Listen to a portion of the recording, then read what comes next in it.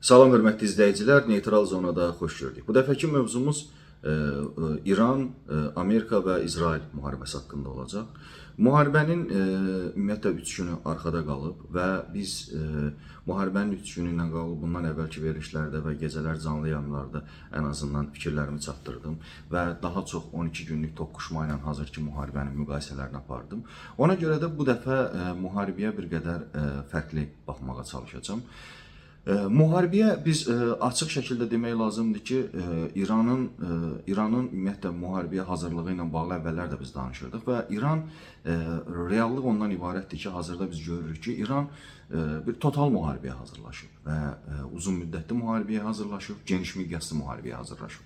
Və ona görə də İran müharibəni maksimum genişləndirməyə çalışır. Yəni təkcə Fars Körfəz ölkələri, yəni Ərəb ölkələri yox, eyni zamanda İraq Kürdistanına da zərbələr endirir. Bundan əlavə misal üçün Kiprə də zərbələr endirdi, oradakı aviabaza var idi, orada zərbələr endirdi. Yunanistan da bu məsələ ilə bağlı hansısa bir formada narahatlığını çatdırdı. İordaniya zərbələr endirir. Yəni İran maksimum çalışacaq ki, bu müharibə daha geniş bir coğrafiyaya yayılsın və müharibə daha geniş coğrafiyaya yayılmağı o deməkdir ki, burada artıq onun üçün düşmən sayılan, yəni Amerika və İsrailin güclərini parçalayacaq. Misal üçün Hizbullah bu prosesə qoşulmaqla artıq İsrail tərəfi eyni zamanda həm Hizbullahla döyüşmək, yəni həm Hizbullahı bombalamaq məcburiyyətindədir, həm də İranı bombalamaq məcburiyyətindədir.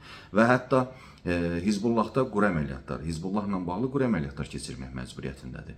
Bundan əlavə Husilər faktoru var. Husilər dənizdə ciddi problemlər yaratmağa başlayacaq və əgər müharibə bir qədər də genişlənərsə, hesab edirəm ki, Husilər Səudiyyə Ərəbistanı ilə Husilərin arasında bir toqquşma baş verə bilər və bu da Səudiyyə Ərəbistanı üçün çox ciddi problemlər gətirə bilər. Yəni Səudiyyə Ərəbistanı kimi bir ölkənin eyni zamanda həm İranla, həm də ki Husilərlə döyüşməsi inandırıcı deyil və hətta mümkün də deyil.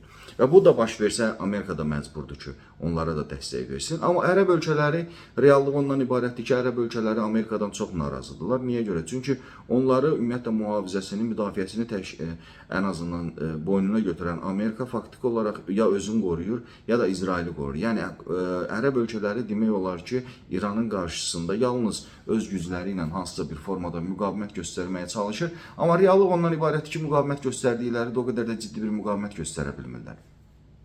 Və artıq Ərəb ölkələri bəhanələr bildirirlər ki, onlara qarşı onları təkcə hərbi hədəflər yox, artıq digər istiqam bütün ölkə ərazilərinə də zərbələr endirirlər. İran maksimum çalışacaq bu zərbələri endirsin.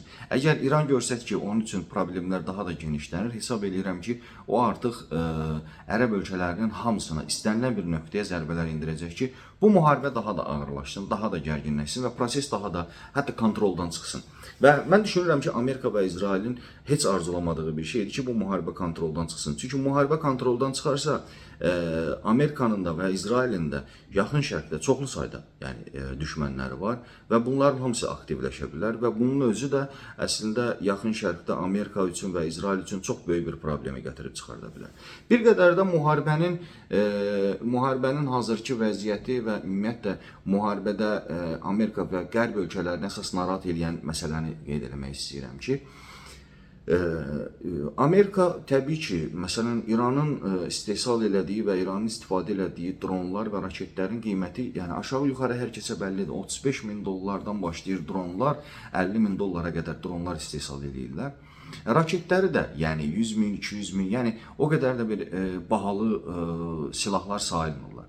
Amma ən adi 30 minlik, 35 minlik drona belə, yəni Amerika və İsrail tərəfi məcburdur daha bahalı raketlərdən istifadə eləsin. Yəni müharibə həm pul deməkdir, böyük pul deməkdir, böyük iqtisadiyyat deməkdir və müharibə həm də o deməkdir ki, bütün bu resurslar tükənəndən sonra onların yerini doldurmaq məsələsi lazım gələcək və bunun yerini doldura biləcəklərmi və bunun yerini hansı müddətə qədər doldura biləcəklərmi, bu hesab edirəm ki, bu sual altındadır. Və ona görə də, yəni Trump da qeyd eləyir, yəni Trump nə Amerika tərəfindən, nə İsrail tərəfindən heç biri bildirmir ki, onlar uzun müddətli müharibəyə hazırlaşıblar. Onlar maksimum bildirirlər ki, 3 həftə, 5 həftə, yəni maksimum 5 həftəyə qədər hesablayıblar. Çünki bu müharibə uzanarsa və İran əgər o qədər müqavimət göstərərsə və İranın o qədər sursatı, raketi, silahı çatarsa, hesab eləyirəm ki, Amerika və İsrail üçün o qədər də yaxşı olmayacaq və əslində bu tükənəndən sonra Hizbullah da çox aktiv şəkildə hərəkət edə biləcək. Elə Həmasın özü də dirilə bilər və bir çox ərəb ölkələri, misal üçün indiyənə qədər Fələstin məsələsində heç bir səs çıxartmayıb, yalnız bu İranın ərəb ölkələrini vuranda hansısa bəyanat verməyə çalışan Misir belə bu məsələdə ciddi bir ən azından aktivləşə bilər. Və nəzərə almaq lazımdır, misal üçün dünənki videolarda nəyin şahidi oluruq?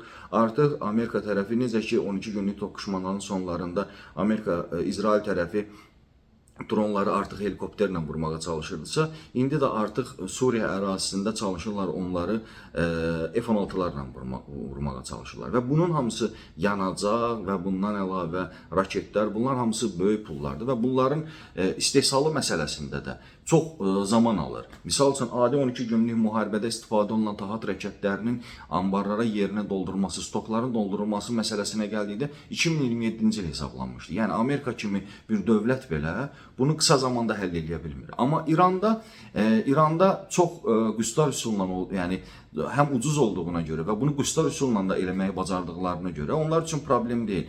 Və İran əslində hələ bundan sonra hesab eləyirəm ki, daha ucuz dronlarını göndərəcəklər və çünki o dronların gəlməsi onu vurmaq üçün yenə də raketlər istifadə edəcəklər. Əgər tükənəcəksə, yeri gəlmişkən 12 günlük toqquşmanın sonlarına yaxın artıq İsrailin hava hücumundan müdafiə sistemləri demək olar ki, tükənmək üzrə idi. Əgər İran bir qədər də bu formada, yəni indiki templə raket zərbələrini davam etdirəcəksə, hesab edirəm ki, İsrail tərəfində tükənmələrə gəlib çıxarda bilər və bu da ciddi problemlə nəticələnə bilər. Amma burada digər tərəfə də biz fikir verməliyik. İsrail və Amerika tərəfi Tehranı, İsfahanı, Təbrizi, ümumiyyətlə İranın maksimum mərkəzi hissələrinə zərbələr indirirlər. Düzdür, onlar nə qədər bildirsə də ki, hərbi hədəfləri vururlar, amma qızların oxuduğu bir məktəbə də vurdular və orada 100-dən çox qızın ölməyi və bu günlər onların dəfn mərasimi keçirilir. Yəni, bütün bunlara biz baxdıqda biz onu görürük ki, onlar da maksimum çalışırlar ki, İran tərəfini tükətsinlər. Və burada həm də eyni zamanda, yəni bu tükətmə İranın bir burada üstünlüklərindən biri ondan ibarətdir ki, bütün bu istehsalat sahələrini və dronların saxlanılması, raketlərin saxlanılması hamısı dərin bunkerlərə saxlayıblar və bunların vurulma məsələsi o qədər də asan məsələ deyil. Düşünürəm ki, bu o qədər də real bir addım deyil. Və təbii ki, Amerika tərəfinin əlində və İsrail tərəfinin əlində çoxlu sayda aviasiya vasitələri var. İstər F-16'lar, F-35'lər, F-22'lər, B-2'lər, yəni müxtəlif tipli avia döyüş təyyarələri var və onlardan maksimum çalışacaqlar ki, yararlansınlar, istifadə etsinlər. Amma bu proses bir qədər də davam eləsə, çünki misal üçün ilkin olaraq Xameyninin öldürülməsi məsələsi gündəmdə idi, amma Xameyni öldü, dövlət məlum oldu ki, əslində elə ilk hücum zamanı öldürülüb. Bu o deməkdir ki, yəni daxildə bir parçalanma yoxdur, daxildə bir hansısa bir konflikt yoxdur və bu olmadıqda, daxildə problemlər olmadıqda bu artıq Amerika tərəfini və İsrail tərəfini düşündürür. Yəni kimisə öldürürlər, yerinə hazırdır. Yeri gəlmişkən İran tərəfi bundan öncə də bildirmişdi ki, onlar bütün rəhbər şəxslərin hamısına və bildirilib ki, onlar öləcəyi təqdirdə onların yerinə gələcək şəxslər və həmin şəxslər də təlimatlandırılıb. Hətta 6, yəni bir nəfərin, yəni bir post üçün 6 nəfərin təlimatlandırılmağı ilə bağlı bir informasiya sızdırılmışdılar. Yəni bu normal halda əslində, çünki 90 milyonluq bir ölkədən gedir söhbət, onların əlində kifayət qədər resurs var. Çünki onların müxtəlif tipləri, həm Müdafiə Nazirlikləri var, həm Sepah var, Bəsic var. Yəni bunların hamısının içərisindən kadrların çıxardılması o qədər də çətin məsələ deyil. Yəni bu yalnız kiçik ölkələrdə ola bilər ki, hansısa bir rəhbər şəxs sıradan çıxarılarsa, yəni onun yerini doldurmaq problemi olsun və yaxud da ki, hansısa bir daxildə problem olsun. Yəni görünən odur ki, İran bir nəfərə bağlı yox, əslində bir sistem məsələsidir və bu sistemin parçalanması, bölünməsi və yaxud da ki, bu sistemin getməsi, yəni o qədər də real variant deyil. Əfqanistan variantı var. Taliblərlə müharibə apardılar 20-yə yaxın, yenə də gəldilər. Yəni ideologiyanın bu qədər kök saldığı bir ərazidə onların tamamilə sıradan çıxarılması indiki mərhələdə hesab edirəm ki, inandırıcı deyil. Düşünürəm ki, bu müharibə bir qədər davam eləyəcək, hələ də davam eləyəcək. Çünki İran tükənməyib və hələ indiki məqamda İsrail və Amerikanın da tükəndiyini görə bilmirik. Və quru əməliyyatların olma ehtimalı İraq istiqamətində böyük ehtimalla quru əməliyyatlar da start verəcək. Yəni bunu Amerika etməyəcək. Hesab edirəm ki, oradakı şiə qrupları ola bilsin və sünni qrupları da var. Onlar da döyüşmək, yəni Amerikanın əleyhinə bəyanatlar səsləndiriblər və onlar döyüşlər apara bilərlər və bu artıq quru əməliyyatların keçirilməsi son dərəcə ağırlı bir proses olacaq və bu prosesin qarşısını almaq ümumiyyətlə bu artıq yəni real fakt ondan ibarətdir ki, yəni əslində Rusiya-Ukrayna müharibəsi var, eyni zamanda Yaxın Şərqdə müxtəlif yerlərdə müharibələr var və İran bu Amerikada qarşı bir müharibənin içərisində, yəni faktiki olaraq bir dünya müharibəsi gedir. Sadəcə olaraq burada cəhbələr məlum deyil. Yəni dünya müharibəsində məlum idi Almaniya və onun ətrafındakı dövlətlər, yəni cəhbə var idi. İndi hələ ki cəhbə məlum deyil. Hesab edirəm ki, əgər bu son Yaxın Şərqdə baş verənlər və İran ətrafında baş verənlər kontroldan çıxsa, cəhbələr də müəyyənləşə bilər və bu açıq-açıq 3-cü Dünya müharibəsi anlamına gələcək. İzlədiyiniz üçün təşəkkür edirəm. Sağ olun, var olun.